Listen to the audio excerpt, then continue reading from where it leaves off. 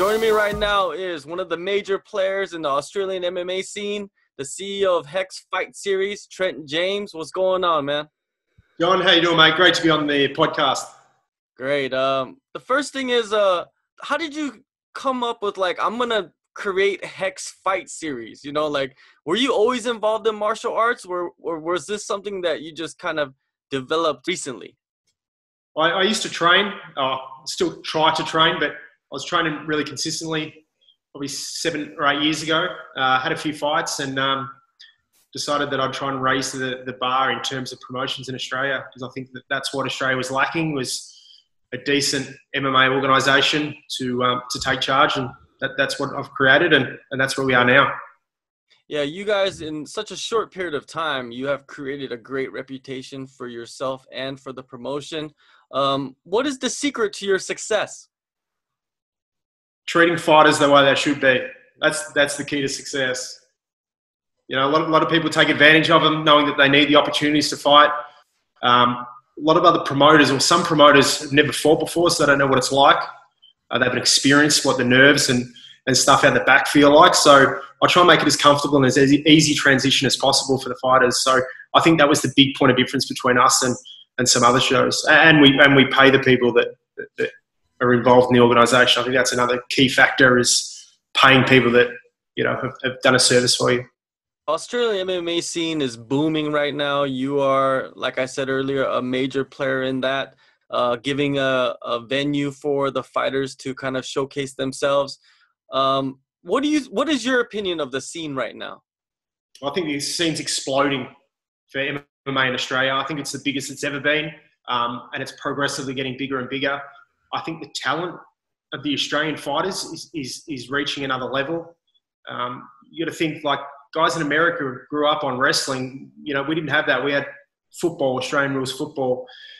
So the fact that, you know, we're now being competitive with the Americans and a lot of other nationalities, I think it's amazing. I think Australia's really going to be. Look at Rob Whittaker, for example. I mean, he's from Australia, and he's got a belt around his waist in the UFC. So it goes to show that we're really creating some real talent down in Australia. Speaking of Robert Whittaker, you had him at one of your shows, and also you've had other UFC fighters come along. Even though they didn't fight for HEX, but they actually show support for HEX. And what does that mean for you as a promotion? Well, I think it's great. I think they know where they came from, not necessarily from HEX, because we're still relatively new, but they knew that they came from a smaller organisation. I consider HEX the gateway to the UFC in Australia. So I think that they're wanting to get on board and support that, and, you know that a lot of young talent's going to come from a show like mine and be fighting the UFC and potentially do really, really well. Australia rules football. A lot of guys come from there, right, and kind of transition into mixed martial arts. Is there a reason for that, do you think? Yeah, so I did the same thing. I was playing football. I started training MMA in the off season. Fell in love with MMA and never played football again. So it's an athletic sport. Most people have grown up doing it in Australia. So I think it's a pretty easy transition in terms of, you want to be fit, you want to be healthy, you want to be athletic. You're playing football, you're looking for another avenue. I think MMA is the road to take. Also, you have to be very tough in both sports. And I think that's like a major connection to, the sports, right? Yeah, well, it's a contact sport. So I think, MMA is obviously a contact sport. Australian rules football is a contact sport. I think in terms of skill, I probably don't go hand in hand, but, I think that the base of it, it's an easy transition. All right. Recently, you had HEX Fight Series 13, a major card. Matt Vale, who was actually representing XFC, the welterweight division for their promotion. And then you had Kit Campbell for HEX. What did you think about how that fight played out? I definitely don't think it was show versus show. I think it was the two best welterweights in Australia and New Zealand competing against each other. He does hold the belt for XFC, and they're doing some great things over on the other side of the country.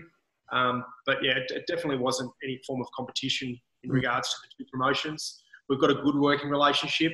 In terms of that, I don't think it was a competition, but look, the fight when you got two guys at the top of the game, if one guy doesn't have the greatest of nights, usually they're going to lose. Definitely.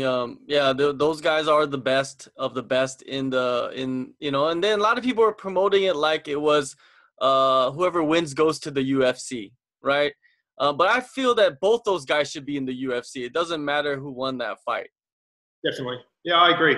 I think that it just gives the UFC a standout person that, whoever won that fight, if the UFC are looking for a welterweight on this side of the world, I think that the guy that won that fight would get picked up purely because the guy that lost, which was Kit, the UFC aren't signing a guy that's just had a loss. So, yeah, I think that Matt Vale deserves a contract after that fight.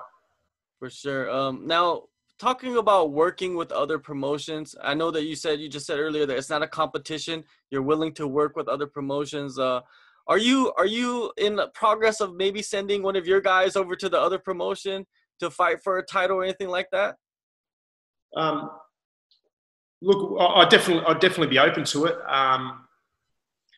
In Australia, there's not so many fighters are contracted into multiple fight deals, so really they're all free agents. But just some fighters want to stay loyal to a promotion, and the promotion in turn looks after the fighter in terms of getting them fights. And if they get a late pullout, replacing that fight, that's what HEX is known for. If we've had pullouts 2 days out from a show, and we're able to find them a replacement fight. Other fighters that fight for your promotion, like Jimmy Crute, if you were the promoter, if you are the promoter, but if you're somebody that was looking to sign a fighter from your promotion, I think Jimmy Crute is one of those guys, right? What is your assessment of his skill set and his popularity? The thing with Jim is that what most people don't realize is he hasn't had an amateur fight. Mm-hmm. His first fight was against a veteran, Ben Callagher, who had 20-odd MMA fights, a stack of boxing and kickboxing fights. Like for a guy to be able to take on that fight and overcome it and win, the guy's phenomenal. It's crazy how good that guy is. He's seven fights in now, 7-0. No one's looked to come even close to him. And not many people still realise how good the Korean was that came over and fought him. I mean, you'd obviously know, but I can't talk highly enough of Jim, and I definitely think that by far he's our biggest standout that's representing HEX right now. Yeah, speaking of Korean fighters, the last event, HEX 13, you had 5 Korean fighters come over and compete. Some of them did the fights were good, right? They're very competitive. Some won, some lost. A lot of people don't really know who they are, but I'm kind of, I respect that you're giving them a platform in Australia to kind of showcase themselves, to kind of gain more fans. Do you expect to work with TFC a lot more in the future?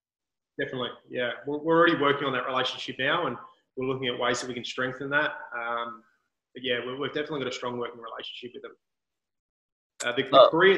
The thing about the Koreans is that I don't think anyone realised how good the Korean fighters are. In my opinion, the Koreans are the best Asian MMA fighters in the world. I think that the Koreans got the heart of the Japanese, but I think they've got a better skill set. I think that the Koreans are by far the best Asian fighters in the world. Yeah, working with the Korean promotion back and forth, I think it creates a good ecosystem for both sides, and kind of elevating the fighters instead of kind of, in a way, when you fight the same people from your country, you kind of kill off your own prospects in reality. So like facing somebody from another country, it helps both sides out.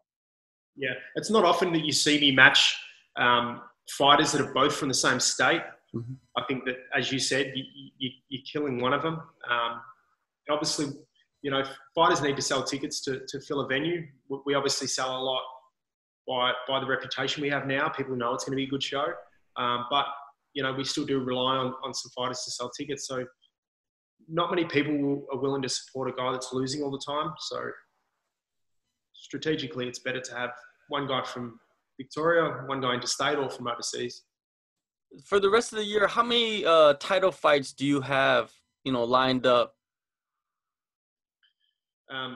we try and put 1 or 2 title fights on each show, but it doesn't always work out like that. All right. Well, thank you for your time, Trent. I know you're doing so much. You're a busy guy. You're actually been sick for the last week or so. So, I'm very thankful for your time, man.